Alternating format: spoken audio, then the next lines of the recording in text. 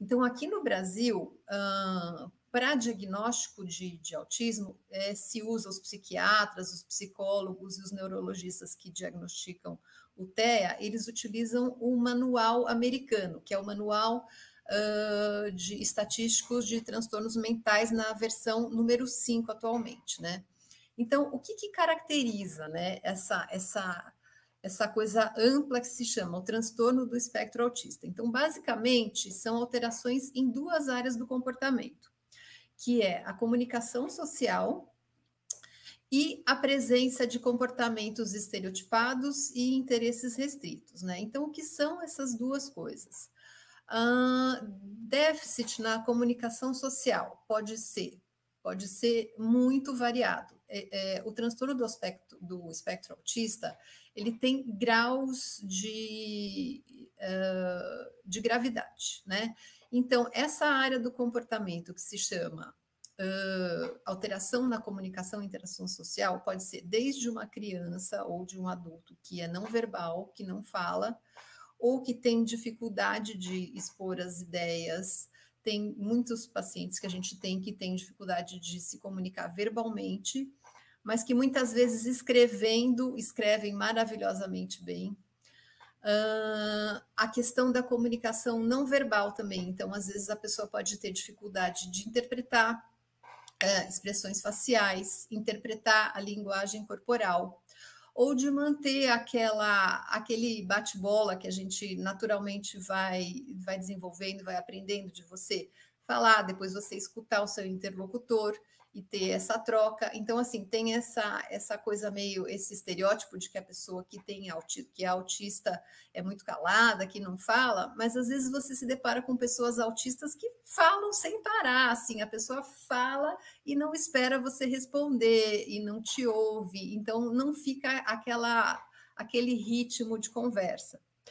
E a questão de compartilhar emoções também. Então, sempre uma coisa que eles avaliam é se existe essa reciprocidade emocional. Se, por exemplo, uma criança vem e te mostra uma coisa que ela achou legal, aponta um bichinho, um passarinho que ela viu, enfim. Outra questão, outra dificuldade é iniciar e manter relações, iniciar e manter as amizades, então às vezes é um pouco difícil. A questão do ajuste ao comportamento, né? Na verdade, a gente acaba aprendendo meio por instinto a ajustar o comportamento de acordo com a situação social que você está, e a pessoa autista tem um pouco de dificuldade, então, nesse ponto. E a segunda área do comportamento, que é o comportamento estereotipado e os interesses restritos. Então, são os famosos movimentos de corpo que às vezes a pessoa apresenta para se autorregular, da mão. Às vezes essas estereotipias são sutis, né? Às vezes todo o conjunto, na verdade, de manifestações do autismo é tão sutil que a pessoa chega até a idade adulta achando que tem alguma coisa diferente, né? Vendo que tem alguma coisa que não se encaixa, e vai ter o diagnóstico lá depois dos 30, 40 anos, isso às vezes acontece. O uso também, apego a objetos, ou o brincar, que às vezes é um pouquinho diferente, e o foco exagerado, né, os interesses restritos, o foco exagerado em algum determinado assunto ou alguma determinada brincadeira. Então, isso é o que caracteriza o transtorno do espectro autista. E nessa última versão do manual, eles entraram com a questão dos estímulos sensoriais. Então, as pessoas autistas podem apresentar hiper ou hiporreatividade a estímulos sensoriais. Às vezes tem hiperacusia, a pessoa tem uma audição muito, muito apurada e se incomoda com barulhos que as outras pessoas no mesmo ambiente podem não se incomodar. Ou às vezes o contrário, muita resistência à dor, por exemplo. A gente tem mães que descreveram que a criança quebrou o braço e não reclamava, não sentia dor. Os fatores genéticos que estão como base, que podem determinar o autismo, também são muito variados.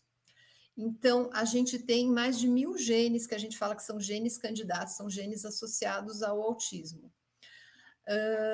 Fora essa questão de vários genes associados ao autismo, a gente tem a arquitetura genética do autismo também é muito variada. Então, ela pode ser determinada por uma alteração em um único gene, que a gente chama de uma condição monogênica, pode ser resultado de alterações de baixo impacto em vários genes, e pode ser resultado, pode existir o que a gente chama de modelo oligogênico, que são alterações de impacto moderado em mais de um gene.